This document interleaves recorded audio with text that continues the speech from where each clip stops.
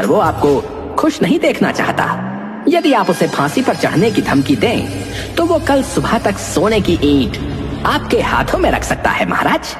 मंत्री जी, आप तुरंत झपट्टा को दरबार में प्रस्तुत करिए। जो आज्ञा महाराज।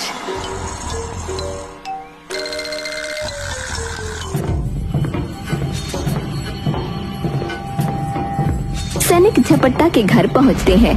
क्या तुम्हारा नाम झपट्टा है? हाँ, लेकिन क्या बात है? चलो, तुम्हें महाराज ने इसी वक्त बुलाया है।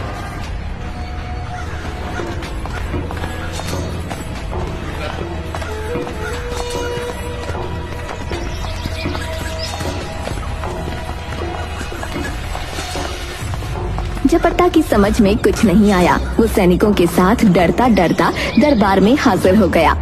महाराज की जय हो। महाराज, मुझ गरीब को आपने कैसे याद किया? क्या आपकी शान में कोई गुस्ताखी हो गई है? ऐसी कोई बात नहीं है।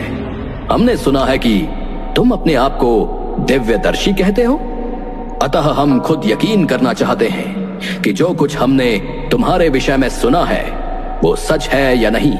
तुम हमारी चोरी हुई सोने की ईंट का पता लगाकर हमें बताओ, और साथ ही उस चोर के विषय में भी। महाराज, लेकिन यदि तुम ऐसा कर सकते हो तो हम तुम्हें घोषित इनाम के अलावा 100 ऊंटों का काफिला भी देंगे, और यदि तुम उसे ना खोज सके तो तुम्हें घोड़े की पूंछ से बांधकर तपते रेगिस्तान पर छुड़वा दिया जाएगा। झपट्टा को समझते देर न लगी कि ये सब किसकी कारस्तानी है। उसके मन में विचार आया, फिलहाल दिव्यदर्शी बनने में ही भलाई है, वरना महाराज क्रोध में मुझे इसी समय फांसी पर लटका देंगे। हाँ, तुम चुप क्यों हो? जवाब दो, तुम हमारी आज्ञा का पालन करने के लिए तैयार हो या नहीं? महाराज, आपकी आज्ञा की अवहेलना भला मैं कैसे कर सकता हूँ? कृपया आप महल के बाहर मेरे लिए एक तंबू लगवा दें। मैं अकेले ही उस तंबू में रात को मंत्र पढ़ूंगा, और भगवान ने चाहा तो सुबह तक आपकी सोने की ईंट आपके हाथों में होगी महाराज। मंत्री जी, झपट्टा ने जैसा कहा है वो सारी व्यवस्था कर दी जाए। जो आज्ञा महाराज, मैं अभी सारी उचित व्यवस्था करता हूँ।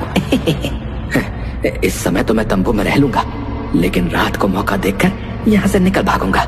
हाँ, और ये देश छोड़कर कहीं दूर चला जाऊंगा। झपट्टा, तू हमेशा सोचेगा कि किस्मत साथ देगी,